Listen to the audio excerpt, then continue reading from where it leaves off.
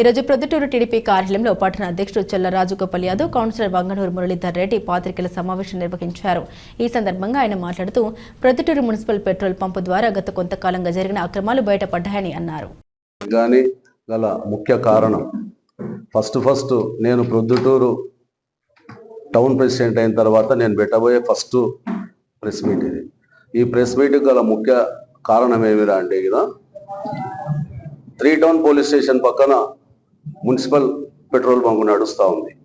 Municipal petrol bunk దాదాపు 22 ఆ time నుంచి పెట్రోల్ 21 కరోనా 22 ఆ టైం నుంచి నడుస్తూ ఉంది. వైసీపీ హయాంలో పెట్రోల్ బంకు కట్టినారు. ఆ టైం నుంచి పెట్రోల్ బంకు నడుస్తుంది.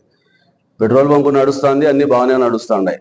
పెట్రోల్ బంకు నడిచిన దాంట్లో ఈరోజు అసిస్టెంట్ ప్రవీణ్ కుమార్ అనే అతను ట్రాన్స్ఫర్ వచ్చింది. ఆ ట్రాన్స్ఫర్ వచ్చిన టైంలో అతను మనకు లెక్కాచారం మొత్తం చెప్పిపోవాలి.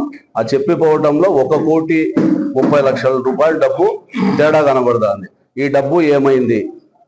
మున్సిపాలిటీ వాళ్ళ చేతిలోనే ఉంది కదా. ఈ మున్సిపల్ మొత్తం జరిగే కార్యక్రమాలన్నీ కూడా చైర్మన్ వాళ్ళే, వైస్ చైర్మన్ వాళ్ళే, Bangareddy vice chairman, Khaja vice chairman వీళ్ళే నడుపుతున్నారు. ఇన్ని రోజుల నుంచి 1,30,00,000 రూపాయలు తేడా ఉన్నప్పుడు బంగారెడ్డికి ఏమాత్రం కూడా తెలియకుండా పోయింటారా చైర్మన్ కానీ బంగారెడ్డి కానీ వాళ్ళకు. ఈరోజు అంత డబ్బు తేడా వచ్చినా కూడా నిన్న మేము ఎగ్జిబిషన్ పెట్టింటే మాడెం సుధాకర్ రెడ్డి అని మా కార్యకర్త, పార్టీకి చాలా సీనియర్ నాయకుడు, ఎన్ని రోజుల నుంచి ఉన్న వ్యక్తి, అతని ఎగ్జిబిషన్ కు డబ్బు బాగిపోయినాడు. ఎగ్జిబిషన్ స్టార్ట్ చేసిన వాళ్ళ నుంచి వర్షాలు, వాగులు ఇవన్నీ వచ్చినాయి. టోటల్ గా నష్టపోయినాడు. ఎంతో టైం కోరుకున్నాడు, కడతా అంటే దానికి ర్యాలీలకు, ధర్నాలకు అవన్నీ కూర్చున్నాడు. ఈ రోజు ఎవరిని అడగాల? బంగారెడ్డి.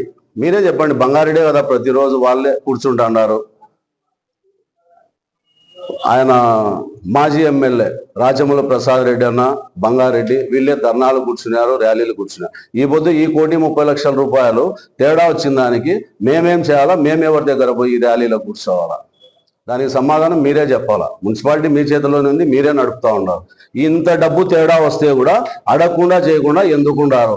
మేమేదో కొంత డబ్బు బాకీ ఉండి కడతామనే దానికే ర్యాలీలు, ధర్నాలు ఇవన్నీ చేసినారు.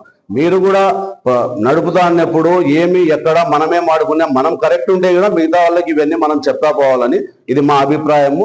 మేము అనుకుంటా ఉన్నాము ఇది చాలా తప్పు. బంగారెడ్డి, నువ్వు దీనికి లెక్కాచారాలు చెప్పాలా. ఎక్కడికి ఇచ్చినావు, ఏమి ఇచ్చినావు అనేది 1,30,00,000 రూపాయలకు మీరు జవాబు చెప్పండి. మేము సవినయంగా మిమ్మల్ని కోరుకుంటా ఉన్నాం. ఇది మీడియా ద్వారా మీకు తెలియజేస్తా ఉన్నాం.